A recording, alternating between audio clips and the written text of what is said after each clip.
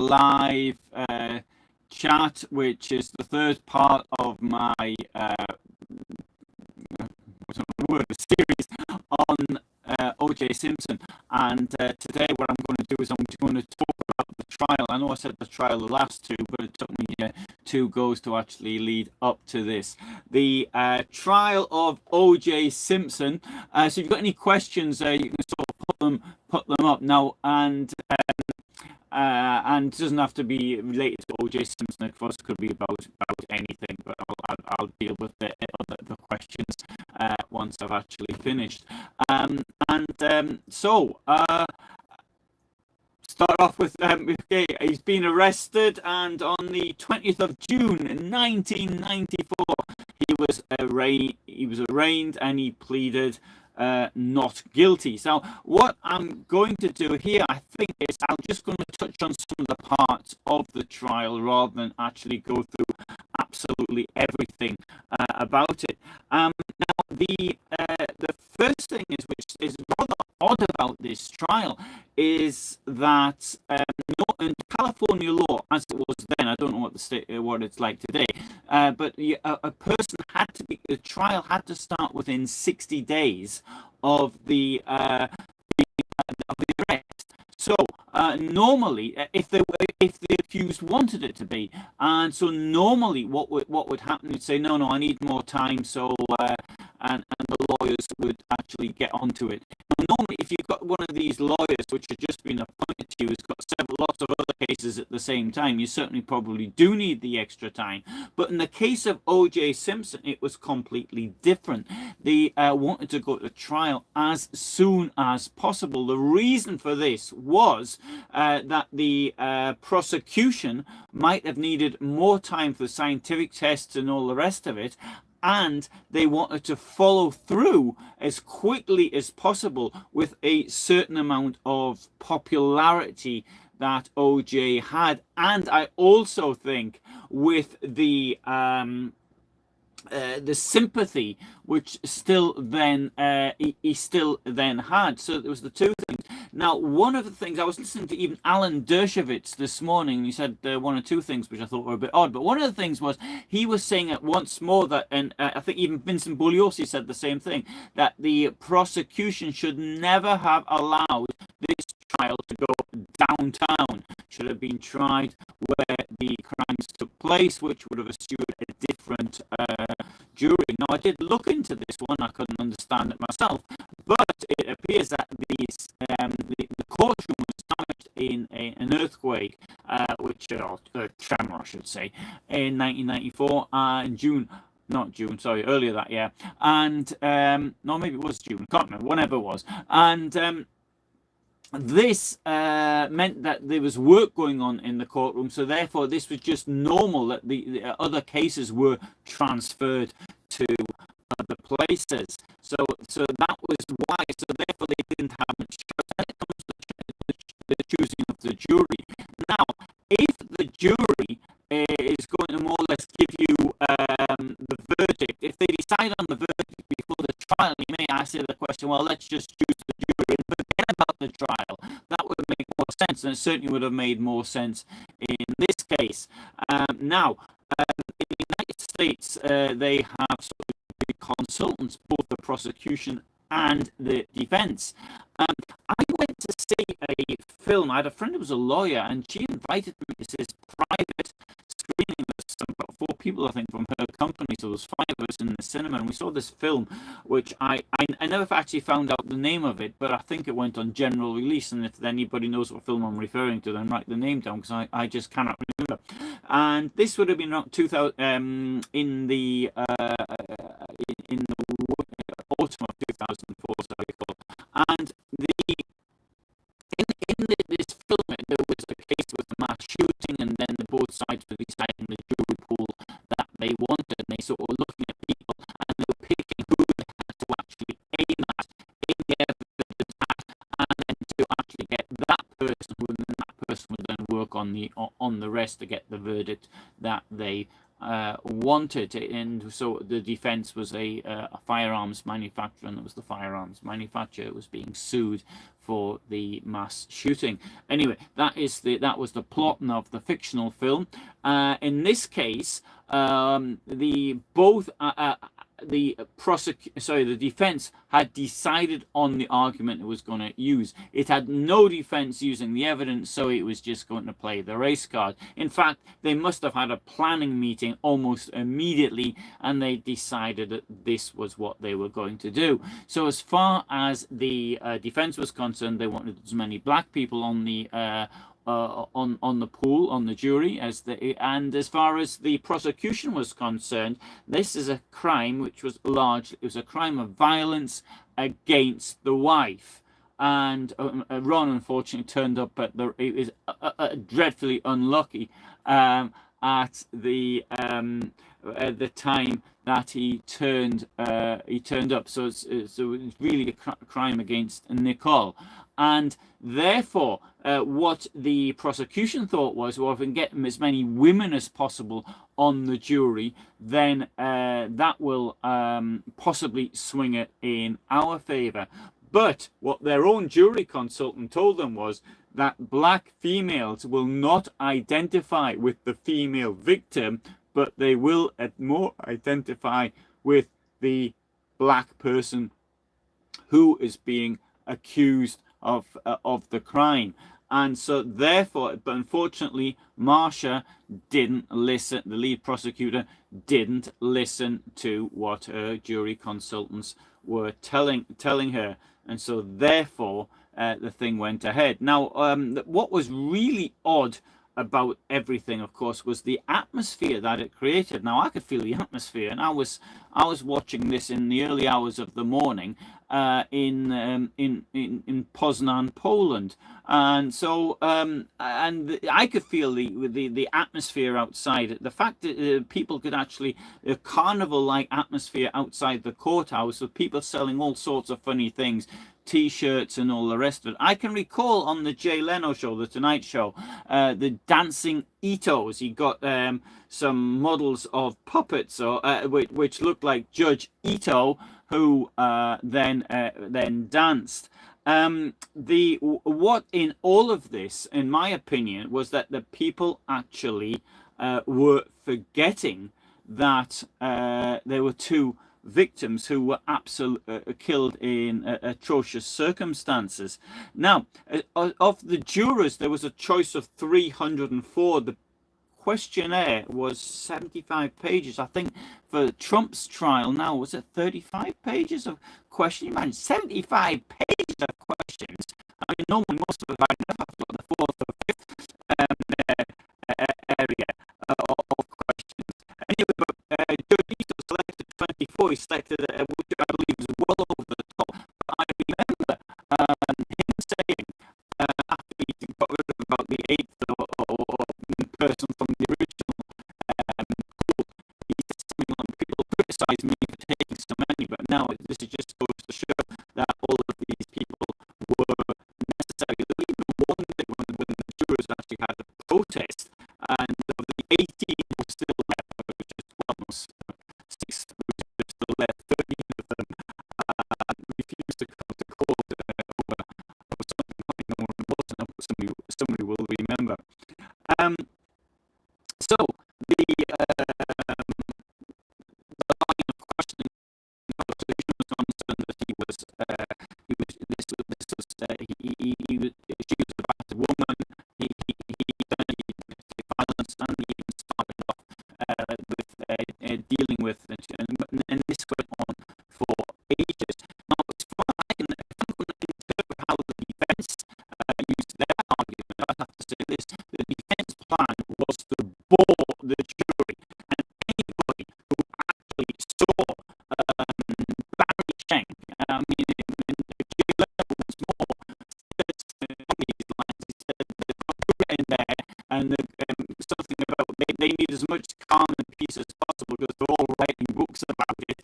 And but when one of the females was dismissed from the jury, she said that the law anyway, and Jay Leno said to me, that we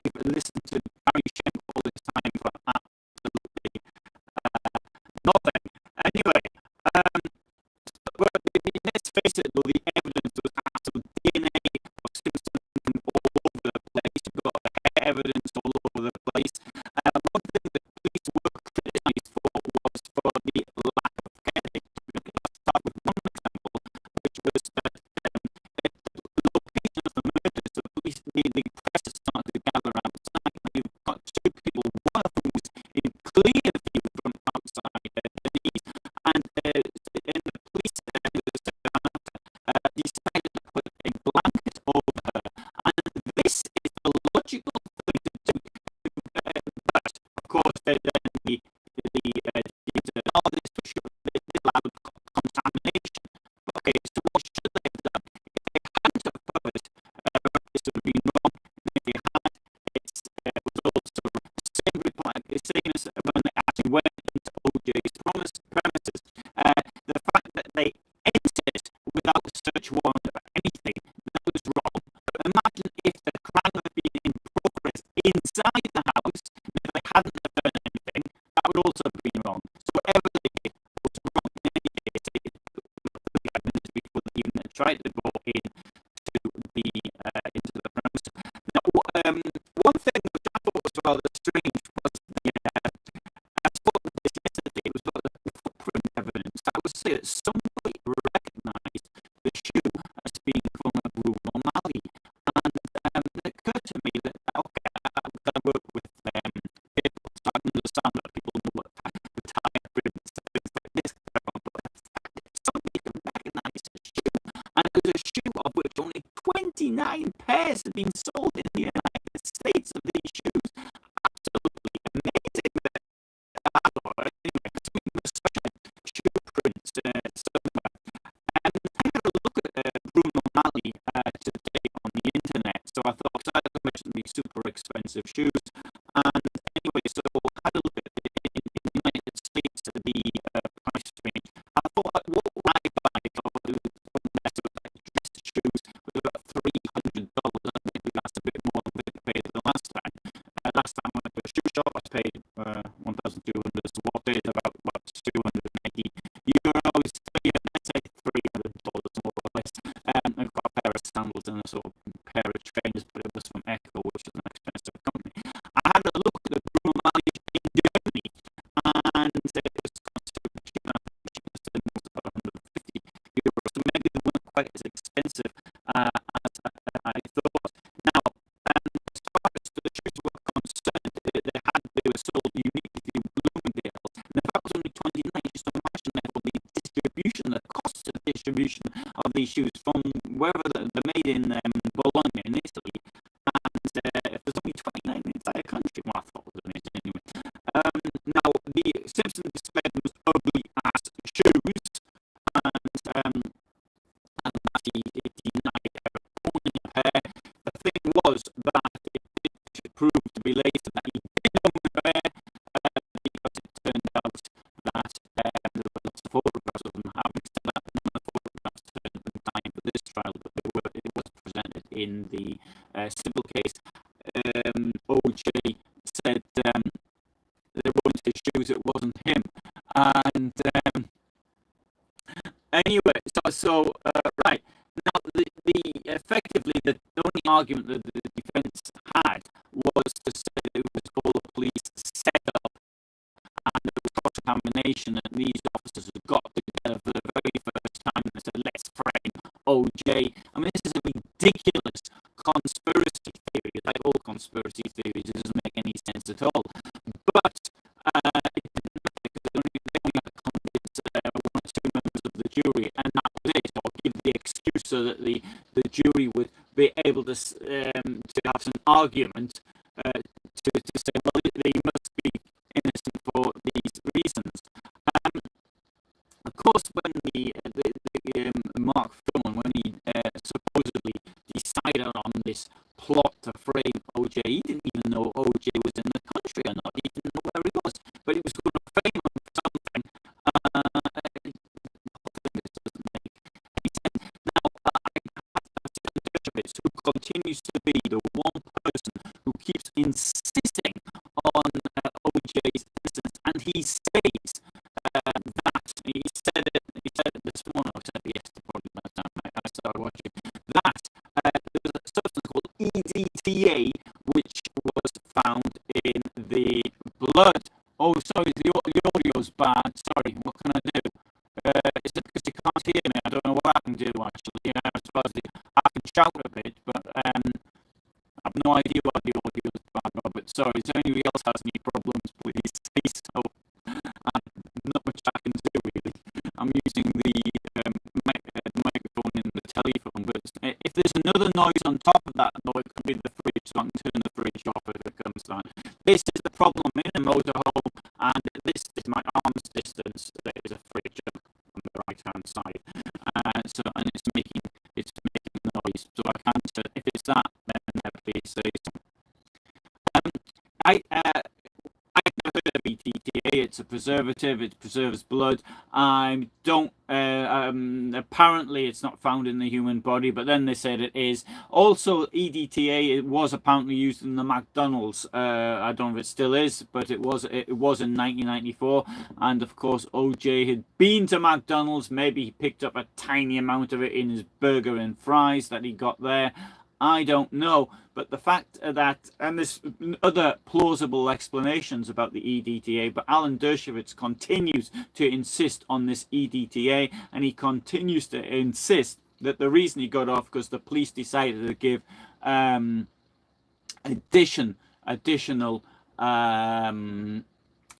evidence to I mean, his argument makes no sense. The interesting thing is that Johnny Cochrane never said that OJ was innocent. He always said that the jury acquitted him when he was asked, and he was asked lots of times. And I saw Carl Douglas 2 days ago as well being interviewed, and he continued to say that he said the same thing. He didn't say he was innocent, and he wouldn't say he was innocent. And Shapiro ceased to be on speaking terms with Johnny Cochrane and one of the others. I can't remember which one it was. He was so wound up from it, and he said that we played the race card and we played it from the bottom of the pack.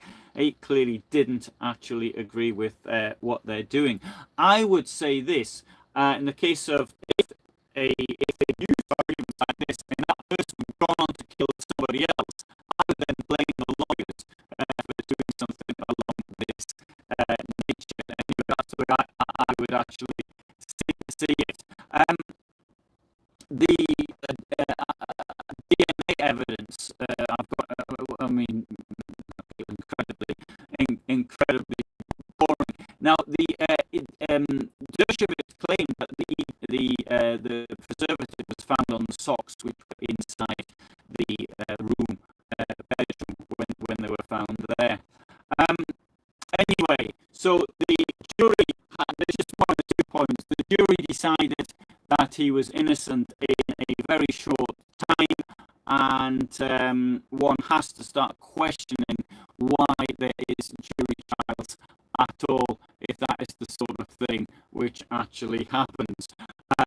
If the jury is going to make a decision before they've heard any evidence. There's one little piece of thing, lots of things were used by the prosecution, such as the chase, the slow-speed chase, the suicide letter, and there's another thing actually wasn't used, was Nicole's diary. Having said that, the diary at that time couldn't actually be used. It was hearsay, but in 1997, I think, in California law, that was actually brought in to be used, so that can now be evidence.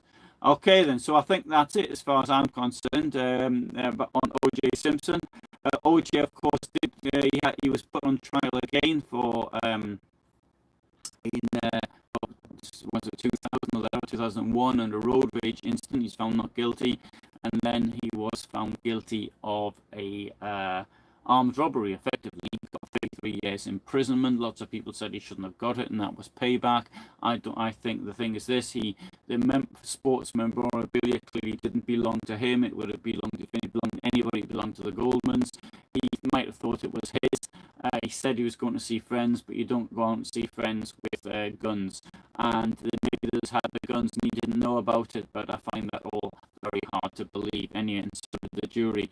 As for him getting an unbelievably long sentence, in my opinion, armed robbery, 33 years is about right. Of course, he was released after 9.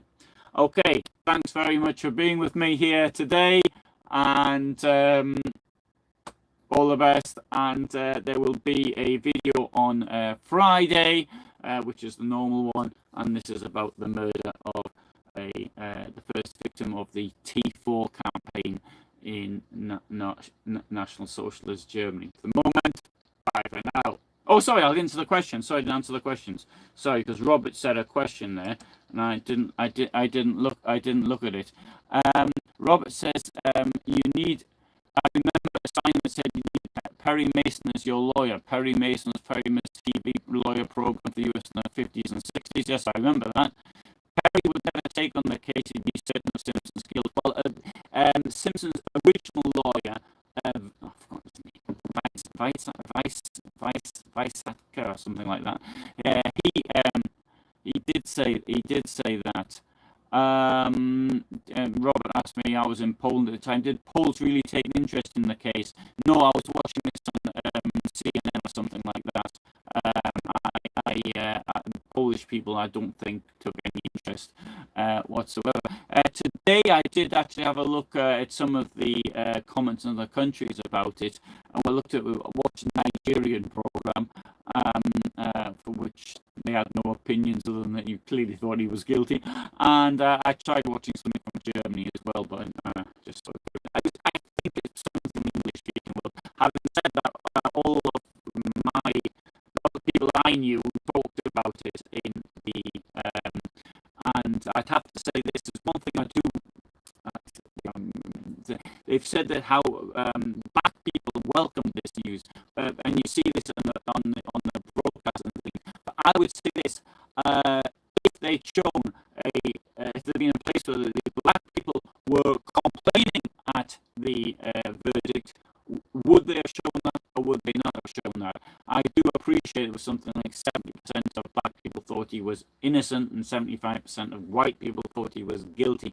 I think the number of black people thinking he's innocent has dropped significantly since then. But it does reflect the period, and it wasn't so much, I think, them cheering because a murderer got away with it. I think they were cheering because the law had worked in favour of a black person, and that was what they perceived it to be.